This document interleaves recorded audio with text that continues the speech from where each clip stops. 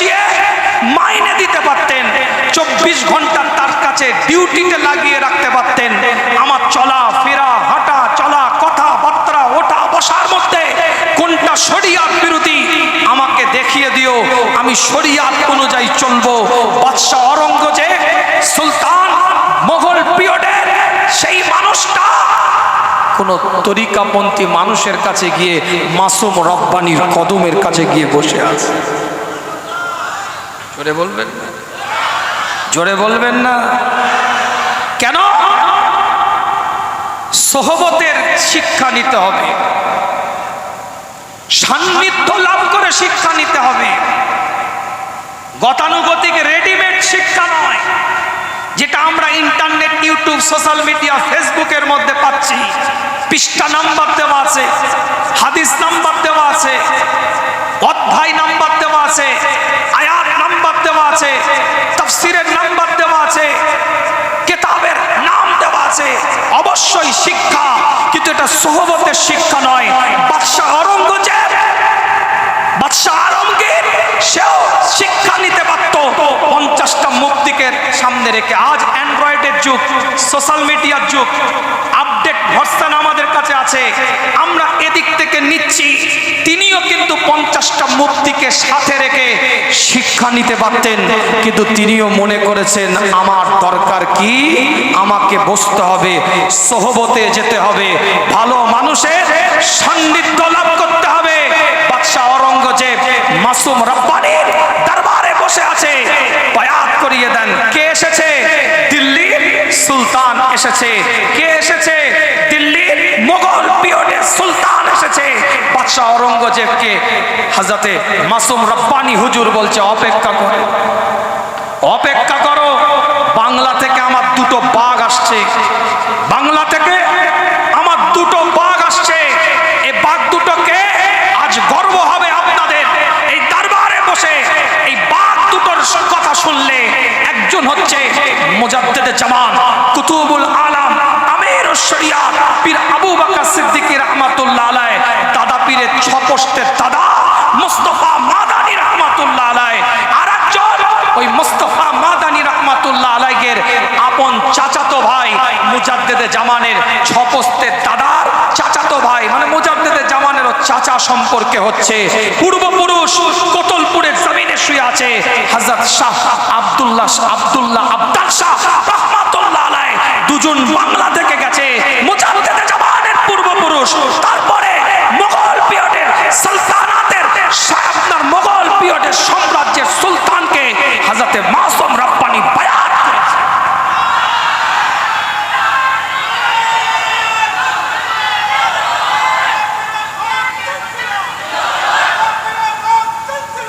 আলোচনা বাড়াবো না,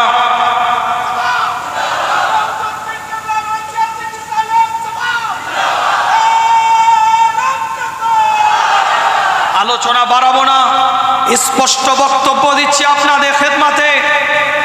দরবারে ফুরফুরা শরীফে এসেছেন, বেলায়াতের জায়গায়, তাসাউফের জায়গায়, মুরাকাবার জায়গায়, মুসাহিদার জায়গায়, তাসকিয়ায়ে নফসের জায়গায় এসেছেন। ডান দিকে বাম দিকে দেখার কিছু নাই, যে আকাবির ধরেছেন ইনশাআল্লাহ। স্পষ্ট বক্তব্য দিচ্ছি আপনাদের খেদমতে। ইতি টানবো, সুফিজমরা ফিকির করেছে। কেমন ফিকির? দলিল দিয়ে একটু বুঝিয়েছি আপনাদের খেদমতে, আয়াতের সঙ্গে নিয়ে এসে। আরো আলোচনা ডিটেলস থাকলেও সেদিকে আমি যেতে চাচ্ছি না, একদম স্পষ্ট 2টা পয়েন্ট বলে যাচ্ছি। আল্লাহর ওলিদের বারগায় আসলে কি হয় শুনে রাখেন, বাস্তব কথা বলছি।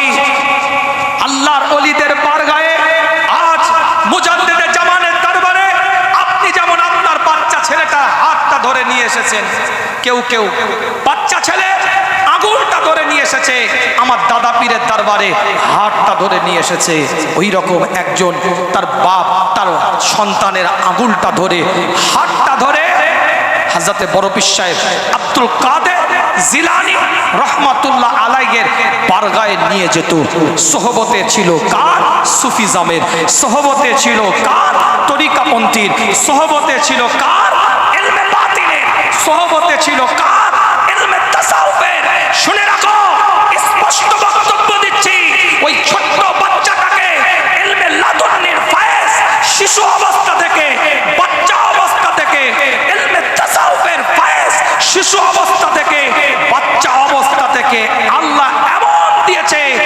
ছোট্ট বাচ্চাটা একদিন বড় হয়েছে, নাম তার সালাউদ্দিন আইয়ুবী। বড় পীর সাহেবের মার্কাজ থেকে তৈরি হয়েছে সালাউদ্দিন আইয়ুবী।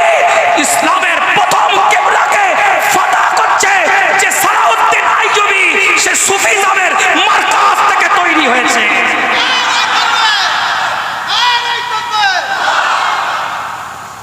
আর তুমি সুফি মানুষদেরকে মনে করছো ওই মসজিদে ঢুকে শুধু তসবিহ পড়া শিখিয়েছে, এই কথা বলে না।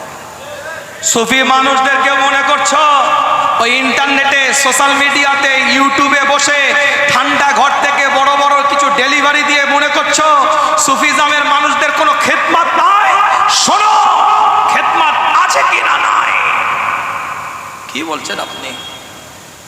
উসমানিয়া পিরিয়ডের ইরতুগুল গাজী আমরা নাম শুনেছি, শুনেছেন না শুনলেন? ইরতুগুল গাজী এখন চ্যাট জিপিটি বলে সফটওয়্যার আছে, লিখে দেখে নেন, গুগলে সার্চ দিয়ে দেখুন। ইরতুগুল গাজী তার পীর ছিল, শুনেন কে? ইবনে আরবি। এই ইরতুগুল গাজী একটা কদম আগাতে গেলে পীরের কাছে অনুমতি নিত, সুফির কাছে অনুমতি নিত, তরিকাপন্থী শায়েখের কাছে অনুমতি নিয়ে কাজ করত। মনসুর বগদাদি রহমাতুল্লাহ আলাইহি, মুজাদ্দেদে জামানের 15 পোস্তের দাদা, সুফি জঙ্গলে শুয়ে আছেন। তিনিও কিন্তু তরিকাপন্থী ইমাম। তিনার নেতৃত্বে বহু আল্লাহ পাক নেতৃত্বে আল্লাহ পাক নিয়ামত দিয়েছিলেন, মর্যাদা দিয়েছিলেন। আল্লাহ আমাদের সকলকে কবুল করেন, সকলে বলেন আমিন। দরবারে ফুরফুরা শরীফে এসেছেন, ঐতিহ্যবাহ দরবার। আল্লাহ কবুল করেছে, নিয়ামত দিয়েছে, আল্লাহ পাক মর্যাদা দিয়েছে। প্রত্যেকটা শতকের প্রত্যেকটা সময় সুফি সাধকরা খেদমত করে গেছে। তৃতীয় শতকের 300 বছরের অধিষ্ঠ জুনায়েদ বাগদাদি সুফি মানুষ ছিলেন। 298 হিজরিতে তিনি ইন্তেকাল করেন। আস-সারবি আস-সাখতি 253 হিজরিতে ইন্তেকাল করেন। তৃতীয় শতকের তিনারা সুফি ছিলেন। চতুর্থ শতকের তিনি সুফি ছিলেন হযরতে আবু বকর শিবলি 334 হিজরিতে ইন্তেকাল করেন। আবু নাসর আস-সারবাজ আত-তুসি 378 হিজরিতে ইন্তেকাল করেন। আবু তালিব মক্কি 386 হিজরিতে ইন্তেকাল করেন। ইনারা চতুর্থ শতকের সুফি ছিলেন। পঞ্চম শতকের সুফি ছিলেন আব্দুর রহমান আস-সুলামি 412 হিজরিতে ইন্তেকাল করেন। আবু সুয়াইম আল ইসফাহানি 430 হিজরিতে ইন্তেকাল করেন।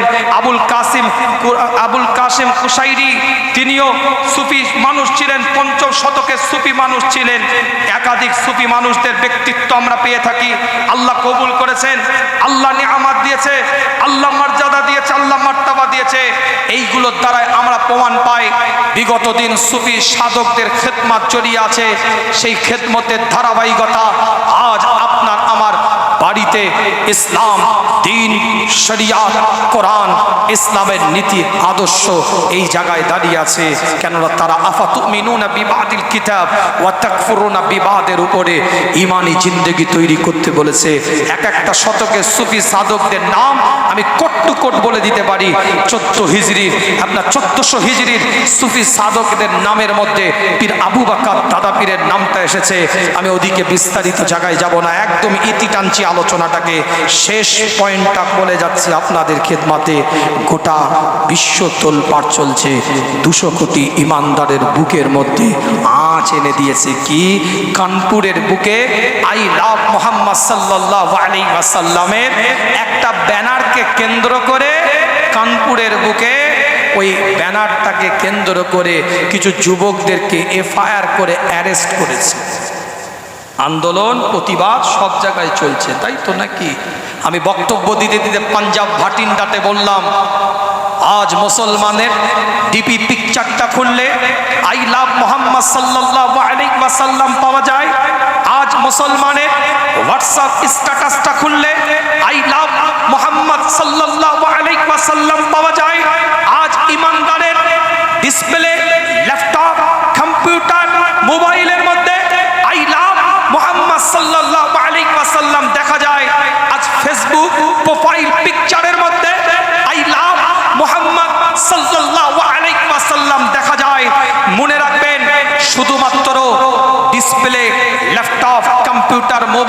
মধ্যে এ ভালোবাসা সীমাবদ্ধ নয়। ডিপি স্ট্যাটাসের মধ্যে, হোয়াটসঅ্যাপের এ ভালোবাসা সীমাবদ্ধ নয়।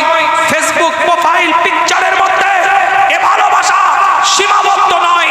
যেমন মুসলমানের DP picture, profile picture display খুললে আই লাভ মুহাম্মদ সাল্লাল্লাহু আলাইহি ওয়াসাল্লাম দেখা যায়, মুসলমানের কলিজাটা কেটে দিলেও আই লাভ মুহাম্মদ সাল্লাল্লাহু আলাইহি ওয়াসাল্লাম দেখা যায়।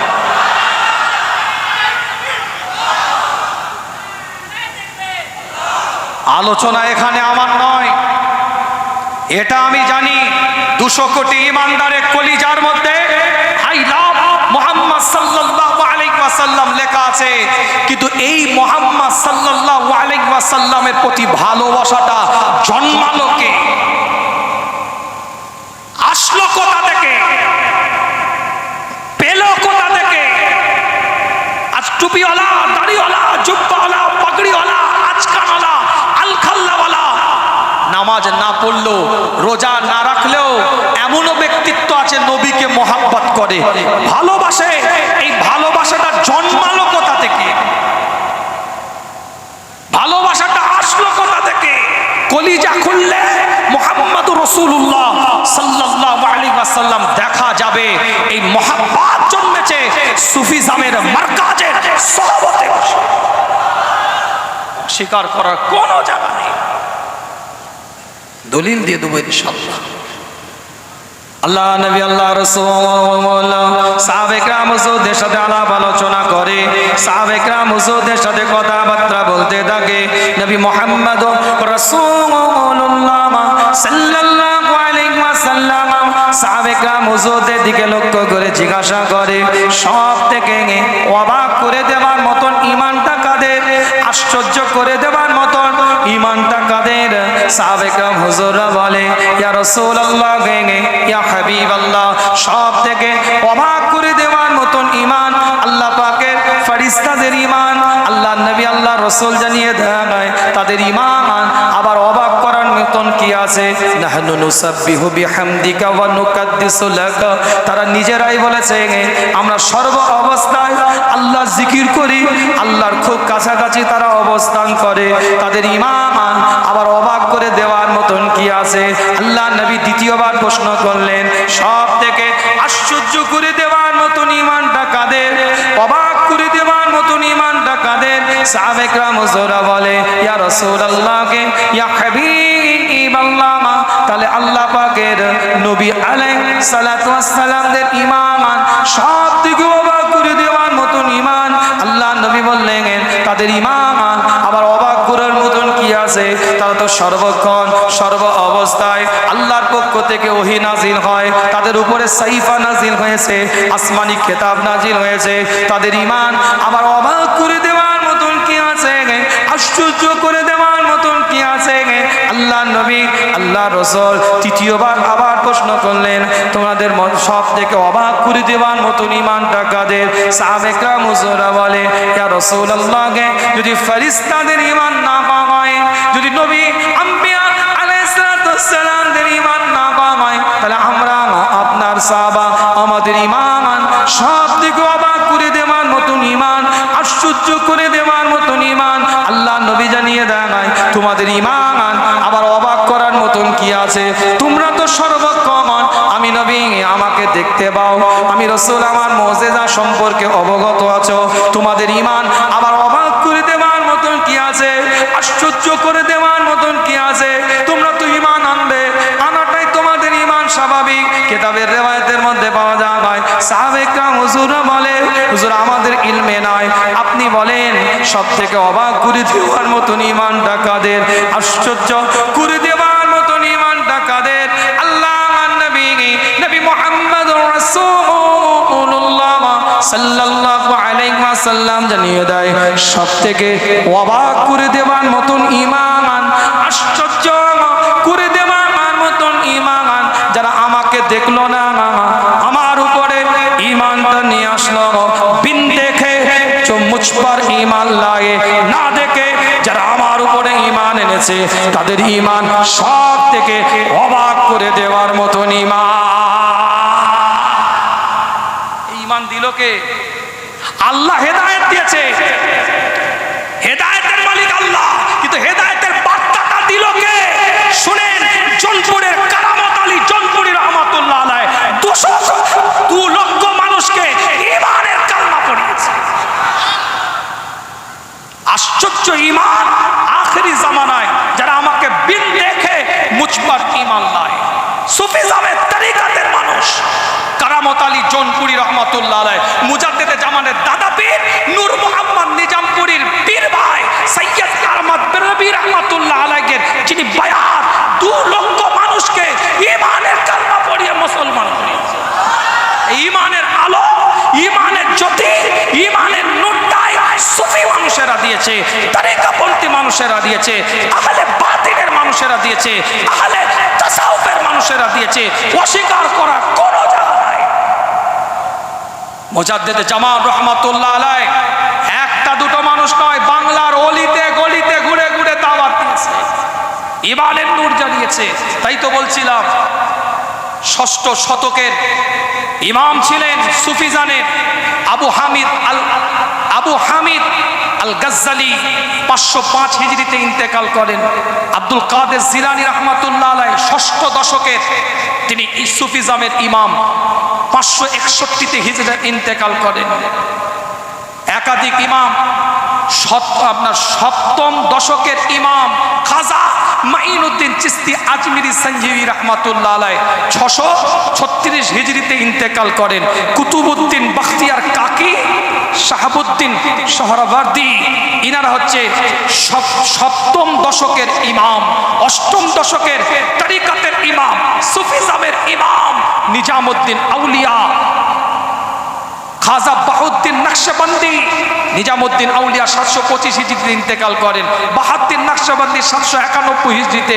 9ম দশকের ইমাম সুফিজমের আব্দুর রহমান জামি আলী মুত্তাকি। 10ম শতকের জালাল থানাশারি আল্লামা জালালউদ্দিন সুয়ুতি। 11 শতকের আহমদ সিরহান্দি, আব্দুল হক মুহাদ্দিস দেহলভী, মুল্লা আলী কারি। 12 শতকের ইমাম সুফিজমের শাহ ওলিউল্লাহ মুহাদ্দিস দেহলভী, মাজহার জানে জানা। 12 শতকের তরিকাতের ইমাম, তাসাউফপন্থী ইমাম।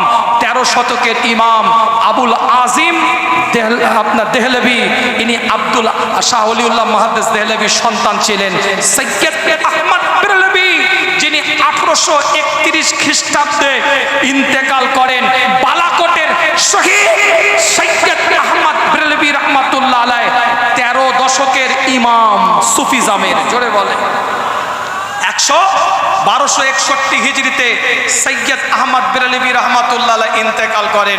শেষ কথা বলে দিয়ে যাচ্ছি, যেমন সুফিজমের মানুষেরা, তরিকাপন্থী মানুষেরা, আহলে বাতিনের মানুষেরা, ইলমে বাতিনের মানুষেরা যেমন আপনাকে দ্বীন, ইসলাম, শরিয়াত, কোরআন, আল্লাহ রাসূলের আদর্শ, রীতিমালা, সুন্নাত শিখিয়েছে, তেমন দেশপ্রেমটাও শিখিয়ে গেছে। 13 দশকের ইমাম সৈয়দ আহমদ বেরলভী রহমাতুল্লাহ আলাইহ 1831 খ্রিস্টাব্দে যিনি ইন্তেকাল করছে, বাড়িতে শুয়ে শুয়ে ইন্তেকাল করেনি, বাড়িতে শুয়ে ঘুমিয়ে ইন্তেকাল করেনি। আপনার আমার দাদা পীর সুফি ফাতে আলী ওয়াইসি রহমাতুল্লাহ আলাইহের দাদা পীর, তরিকাতের ইমাম সৈয়দ আহমদ বেরলভী রহমাতুল্লাহ আলাইহে ইলমে বাতিনের মারকাজ আলা পৌঁছে দিয়েছিলেন যিনি, ওই ব্যক্তিটা বালাকোটের শহীদ, যিনি ইংরেজদের বিরুদ্ধে সর্বপ্রথম মাদ্রাসার ছাত্রদেরকে নিয়ে দেশকে রক্ষার্থে, দেশের স্বাধীনতার স্বার্থে লড়াই করে শহীদ হয়েছেন। তিনি সুফিজমের একজন ব্যক্তিত্ব, সৈয়দ আহমদ বেরলভী রহমাতুল্লাহ আলাইহ বালাকোটের শহীদ। তিনি আপনার আমার দাদা পীর, রাসূলের নোমা সুফি ফাতে আলী ওয়াইসির দাদা পীর ছিলেন। জোরে বলবেন না? যে তথ্যটা দিয়ে গেলাম আকেল বুঝার চেষ্টা করেন। অনেক অ্যাঙ্গেলে অনেক কথা বলে গেলাম। সুফিজমের মানুষের দায়িত্ব কর্তব্য এর মধ্যে আছে, আমাদের করণীয় বর্জনীয় এর মধ্যে আছে। সুফিজমের মানুষদের সোহবতে গেলে করণীয় বর্জনীয় এর মধ্যে আছে। সব কিছু এক বাক্যে আপনার আপনাদের খেদমাতে বুঝিয়ে দিয়ে চলে গেলাম।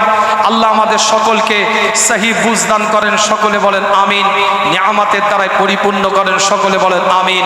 শেষ পয়েন্টটা বলে যাব, আখলাকে হামিদা সুফিজামের মানুষদের মধ্যে থাকে, সাবর থাকে, শকর থাকে, খৌফ থাকে, রেজা থাকে। এটা আখলাকে হামিদা বলা হয়। রেজা থাকে, জোহদ থাকে, তাকওয়া থাকে, কেনায়া থাকে, এনাবা থাকে, ইখলাস থাকে, খুশু থাকে, রাগবাহ থাকে, রাহবা থাকে। সুফিজামের মানুষদের মধ্যে যেটা থাকে না, হাসাদ থাকে না, কিবার থাকে না, কিবত থাকে না, তামা থাকে না, কিজ থাকে না, বখিল থাকে না, রিয়া থাকে না, নিফাক থাকে না, খিদা থাকে না। খিদা মানে খাবারের খিদে নয়, ধোকাবাজি। খিদা শব্দের অর্থ হচ্ছে ধোকাবাজি। উজাব থাকে না, আত্মগরিমা। উজাব মানে হচ্ছে আত্মগরিমা। এবং হুব্বুদ দুনিয়া সুফিজামের মানুষের মধ্যে থাকে না। এগুলো থাকে, যেগুলো থাকে সেগুলোকে তরিকার ভাষায় বলা হয়েছে, যেগুলো পাওয়া যায় সেগুলো আখলাকে হামিদা, যেগুলো থাকে না সেটা আখলাকে রাজিলা। আখলাকে হামিদা তাদের মধ্যে থাকে, আখলাকে রাজিলা তাদের মধ্যে থাকে না। তাহলে সুফি মানুষদের দরবারে এসেছি পীর আবু বকর মুজাদ্দিদুজ জামান কুতুবুল আলম আমিরুশ শরিয়াতের দরবারে এসেছি। সুফি ব্যক্তিত্বের কথা কিছু বলে দিয়ে গেলাম। আল্লাহ আমালি জিন্দেগি গঠন করেন, এটাও শেষ পর্যায়ে বলে দিয়ে গেলাম। সুফি মানুষেরা তরিকাতের শিক্ষার সাথে সাথে, ইলমে বাতিনের শিক্ষার সাথে সাথে, তাসাউফের শিক্ষার সাথে সাথে, মুরাকাবা, মুশাহিদা, তাজকিয়া নফস, আত্মশুদ্ধি, জিকির আজকার, ফিকিরের সাথে সাথে দেশকে কিভাবে ভালোবাসতে হয় সে শিক্ষাটাও দিয়েছে।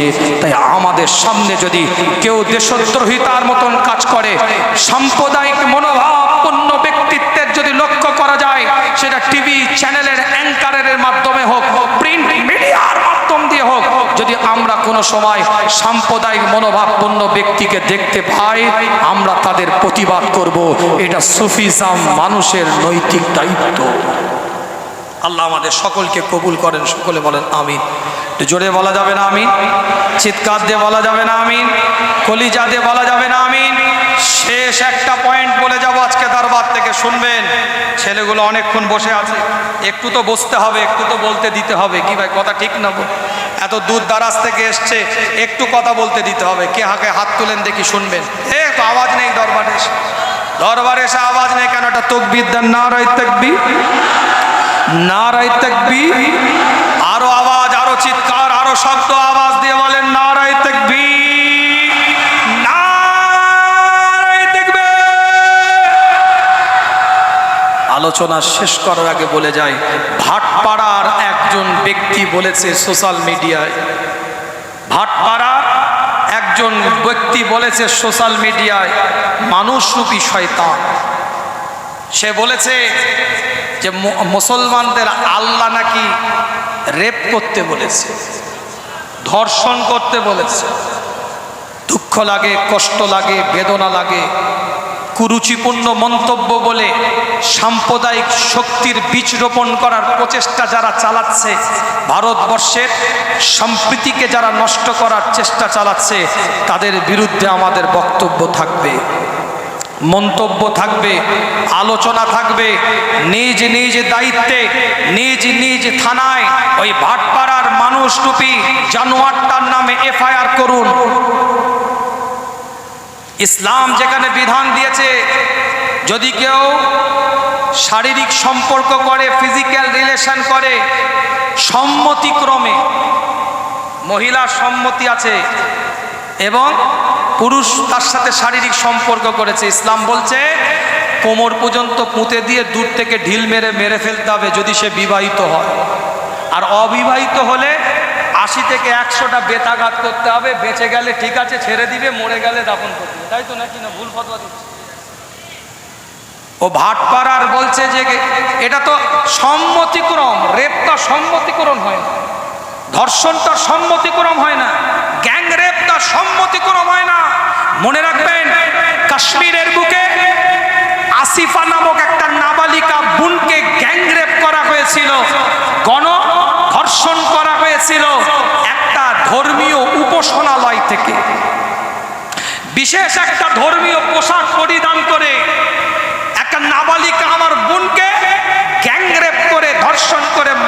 হয়েছিল বিশেষ ধর্মীয় উপাসনালয় থেকে বিশেষ ধর্মীয় পোশাক পরিধান করে, কিন্তু আমরা কখনো কোশ্চিনকালে বলি নাই যে কোন ধর্মের এটা কর্ম।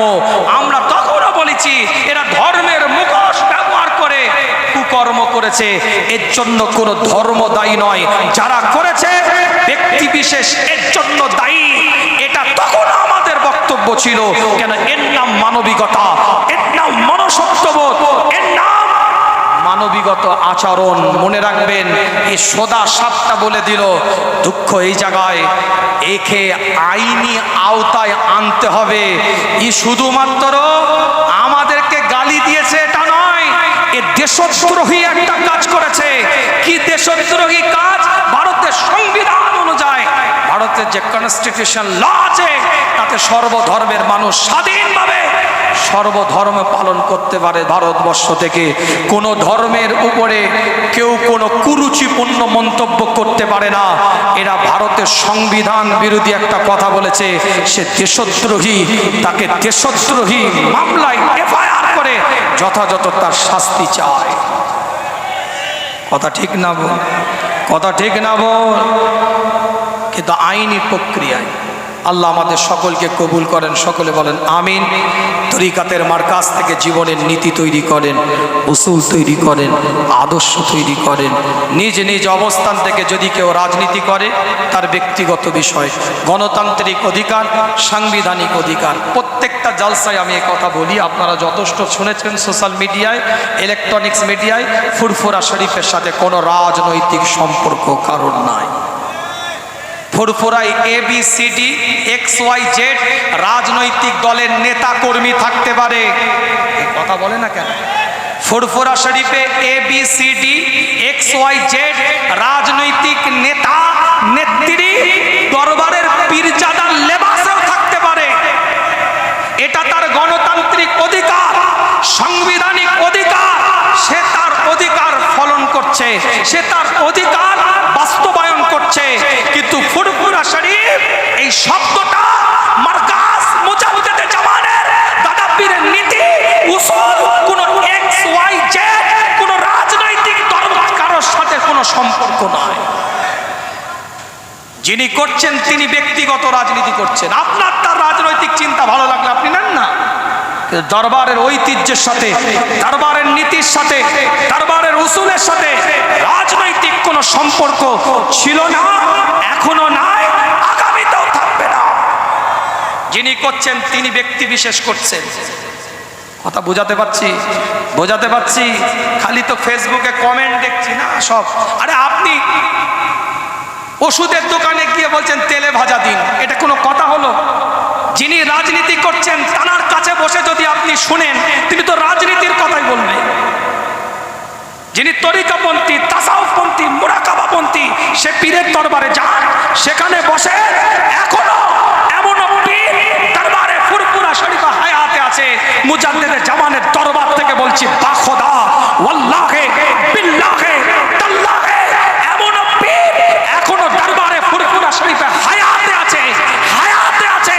আল্লাহ এত মাকাম দিয়েছে, ওইখানে বসে থাকবেন, রাসূলুল্লাহ দিদার হয়ে যাবে।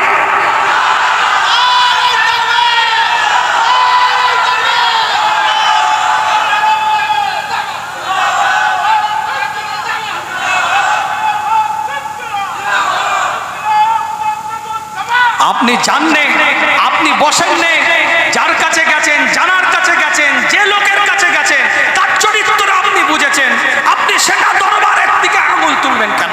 কোন অধিকারে তুলবেন? তাসাউফপন্থী পীর মাশায়েখের কাছে এখনো যান, তরিকাপন্থী মানুষের কাছে যান, ইলমে বাতিনের কাছে যান। যে যেটা করছে সেটা সেটা বলবে, তার অ্যাঙ্গেলে তো সেটা কথা হবে। আপনি সেটা যদি নিতে যান তাহলে তার কাছে বসুন। আমি কথা কিছু বুঝতে পারছেন না? আমি কারো বিরুদ্ধে নয়, কি আমার কথা কারো বিরুদ্ধে মনে হলো নাকি? আপনার যদি পলিটিক্স করতে ফুরফুরা শরীফে আসে, যিনি বা যারা রাজনীতি করছে তার কাছে বসুন। আপনি পলিটিক্স যারা করছে তার কাছে বসে বলছেন আমি তরিকা শিখবো, কিন্তু তাহলে ম্যাথামেটিক্সের কাজ অঙ্কর শিক্ষকের কাছে গিয়ে বলছেন আমি ভূগোল পড়বো। পাগলের মতো কথা। যিনি বা যে বা যারা রাজনীতি করছে, আপনার রাজনীতি পলিটিক্স ভাল লাগে, যান আপনি তার কাছে বসুন, আমি বিরুদ্ধে তার নয়, কিন্তু আপনি তরিকা, তাসাউফ, ইলমে বাতিন, মুরাকাবা, মুশাহিদা, তাজকিয়া নফস, সুফিজমের মার্কাজ এখনো দরবারে ফুরফুরা শরীফে জিন্দা আছে, জিন্দা আছে, জিন্দা আছে। তরিকাতে চশমা চোখে দিয়ে তাকান, ইলমে বাতিনে চশমা চোখে দিয়ে তাকান, রাজনৈতিক চশমা চোখে দিয়ে নয়, ইলমে বাতিনের চশমা চোখে দিয়ে তাকান, তাসাউফের চশমা চোখে দিয়ে তাকান, তরিকাতের চশমা চোখে দিয়ে তাকান, চিশতিয়া, কাদেরিয়া, নকশবন্দিয়া, মুজাদ্দিদিয়া, তরিকাতের চশমা চোখে দিয়ে তাকান। খোদার কসম বলছি, আল্লামা রুহুল আমিন তৈরি হয়ে গেছে, নেসারউদ্দিন তৈরি হয়ে গেছে, ডাক্তার শহীদুল্লাহ তৈরি হয়ে গেছে, সুফি আব্দুল মাহমুদ তৈরি হয়ে গেছে। আপনার বাচ্চাও ওলি হয়ে ঘরে যাবে।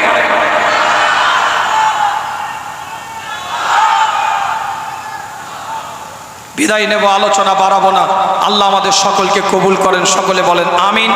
এশার নামাজ হয়তো একটু টাইম এদিক ওদিক হতে পারে, আল্লাহ আমাদের সকলকে কবুল করেন। আমার কথা রাগ করলেন, কষ্ট পেলেন, ব্যথা পেলেন, কথাগুলো বলার দরকার আছে বলে দিয়ে গেলাম, বলার দরকার আছে বলে দিয়ে গেলাম।